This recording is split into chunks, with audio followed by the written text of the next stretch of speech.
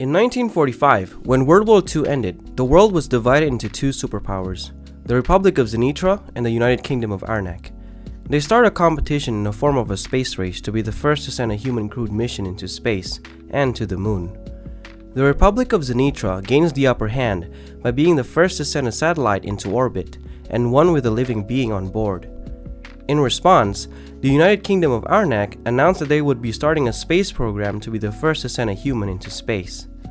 For this reason, in 1960, the Prime Minister of the Republic of Zenitra announced a project to send the first successful spaceflight crewed by a human. As a result, Laika 44, an isolated city where cosmonaut candidates compete to be the members of the first mission, was born. The Republic of Zenitra wants to raise the stakes by broadcasting the launch of the first human-crewed mission live. This clarifies to those in charge of the program that any minor failure is unacceptable.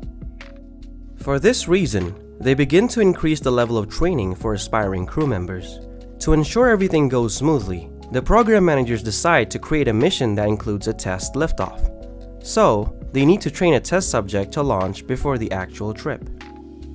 Lev Leps was one of the aspiring cosmonauts for the first crewed mission on Laika 44.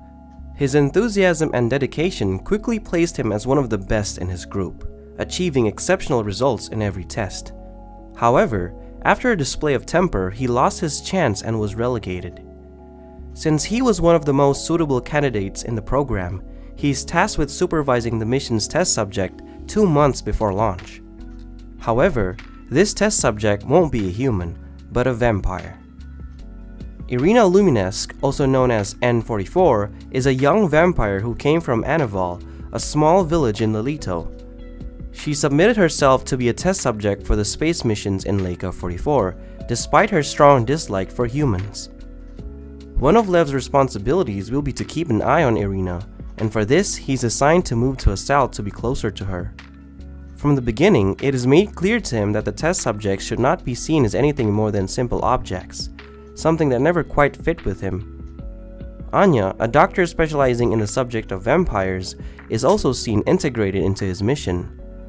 Lev, along with Anya, is in charge of helping and supervising Irina in her training, both physical and psychological.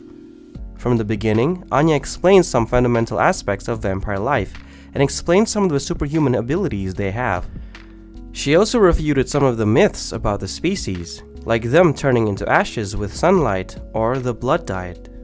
When all the mission details are elucidated, Lev decides to introduce Irina to all his colleagues from the Cosmonaut program. Due to Irina's vampire nature, the other people on the program discriminate and make fun of her. She makes the mutual dislike clear right away, but keeps her professionalism in order to stay out of trouble. Irina's distrust of humans is because of all the other aspiring cosmonauts treat her like a phenomenon, and she's nothing more than an object for the program. Inequality towards the vampire race has been present throughout her life, making her shy away from contact with humans. As they grow closer, Lev and Irina talk and share stories with each other. Both express particular displeasure regarding the deception of the Republic of Zenitra. The government said that the first trip with a living being lasted a week orbiting the planet, when the animal only lasted a few hours alive, dying from temperatures. This is why test subjects are treated only as objects, hence why people try to avoid mingling with them. Days before the training starts, Irina and Lev's relationship is entirely one-sided. Irina is still wary of socializing with humans. However, Lev is one of the few members who treat her with respect and sees her as an equal. Irina is subjected to training like that of the cosmonauts. She must train physically and psychologically like all the applicants and even eat like them and undergo constant medical checkups. The exercises go from racing to enduring long periods in extreme temperatures and G-force. The training pushed her to her limits on more than one occasion, as the test manager constantly tries to break her, but she still remains strong and refuses to quit the program. The only test that seems to give Irina trouble is the landing exercises. Due to the technology of the time, the methods used to land were parachute jumps. But Irina doesn't feel like she can do it due to her fear of heights.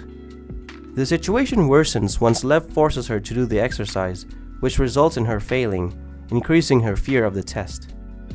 At the same time, suspicions that the government and organization in charge of Laika 44 has been infiltrated by an agent begin to rise.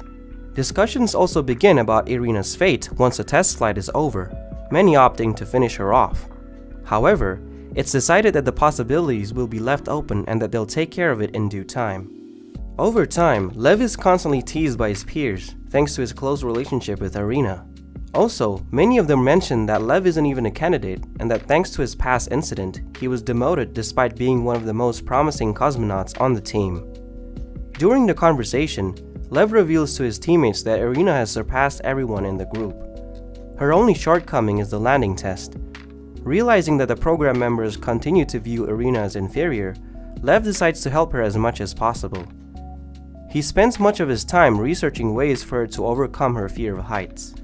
After research and practice, Lev has a plan to take Irina on a plane ride so that Irina becomes familiar with the feeling of flying and loses her fear of heights.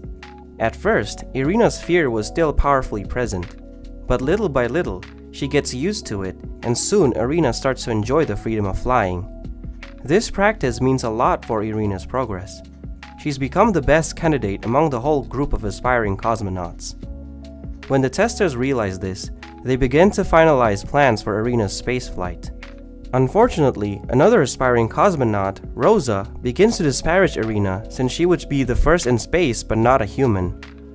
Rosa also tells Lev that he should not get attached to Irina since she's just an object that will be discarded once her mission is complete.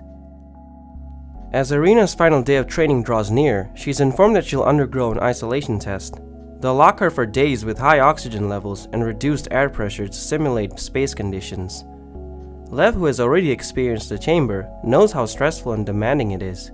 To relax, he suggests that she take a day off to distract herself as much as possible before entering the isolation chamber. Irina agrees, and they both go to a bar together, where they begin to grow closer. He also tells her about his love of flying and his aspiration to go to space.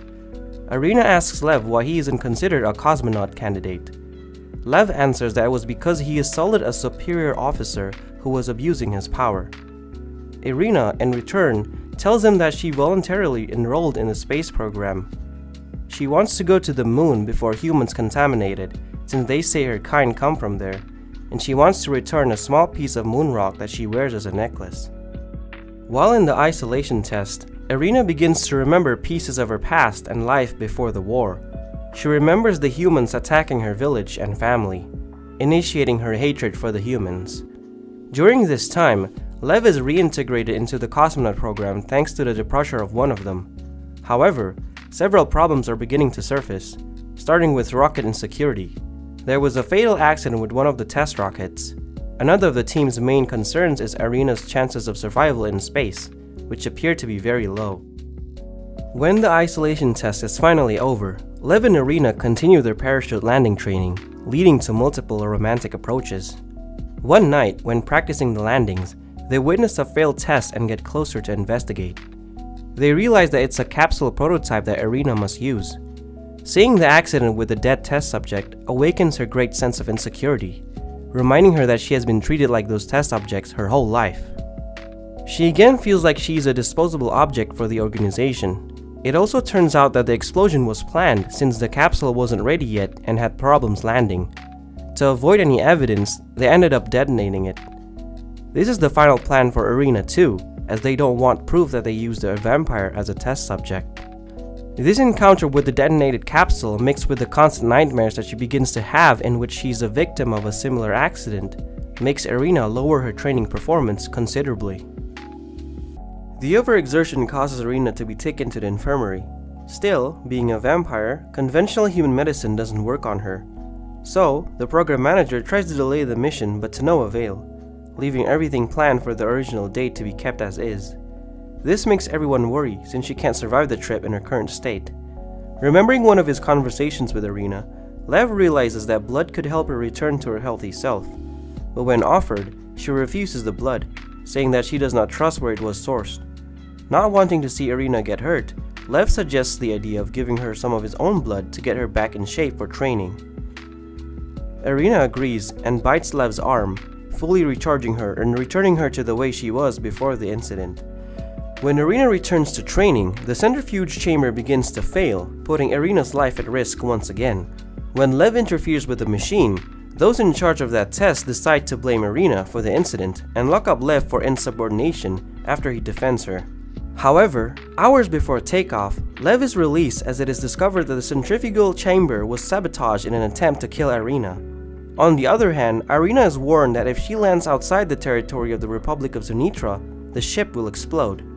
When the rocket finally takes off, everything seems to be going well. Then, however, Irina's temperature and pulse begin to fail, and communication with the ship goes off.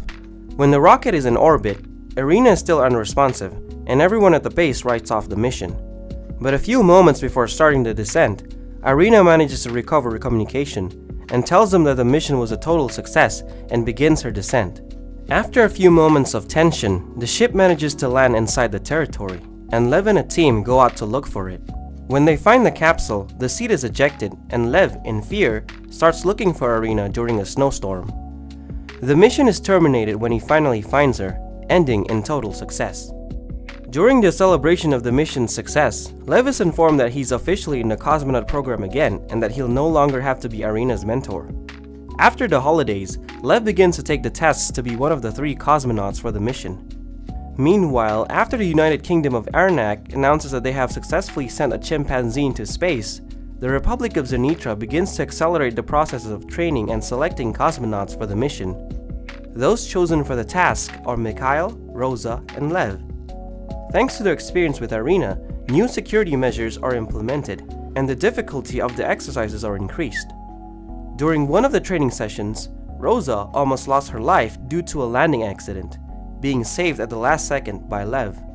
After the incident, Rosa apologizes for how she treated him and Irina, admitting her mistake. In a reunion of Lev and Irina, she tells him that she'll be transferred with Anya to continue investigating her race. To celebrate one of their last moments, they go out on a date and strengthen their romantic bond, offering Irina his blood again. Unfortunately, the transfer bus interrupts them and Irina lives with Anya. As they near completion of training, only Lev and Mikhail remain cosmonaut candidates. Lev is chosen over Mikhail, leaving the latter upset and questioning the decision. Still, it's official and cannot be changed. Before entering the ship, Lev is revealed the truth of Irina's transfer and that she lied to him so as to not worry him. Nevertheless, he continues with his mission with the idea of doing justice for Irina. At launch time, all goes well with the improvements after her previous incidents.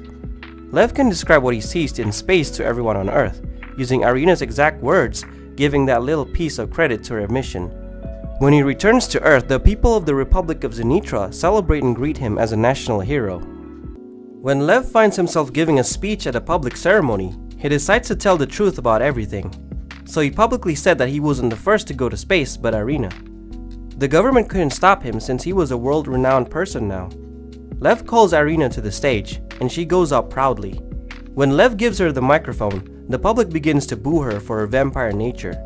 But Irina remains strong and proud of her achievements. Lev and Irina's actions inspire many to open opportunities for everyone, regardless of their origin.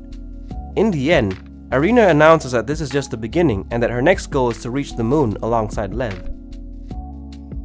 And that is Sukito Laika to Nosferatu, Season 1, recapped.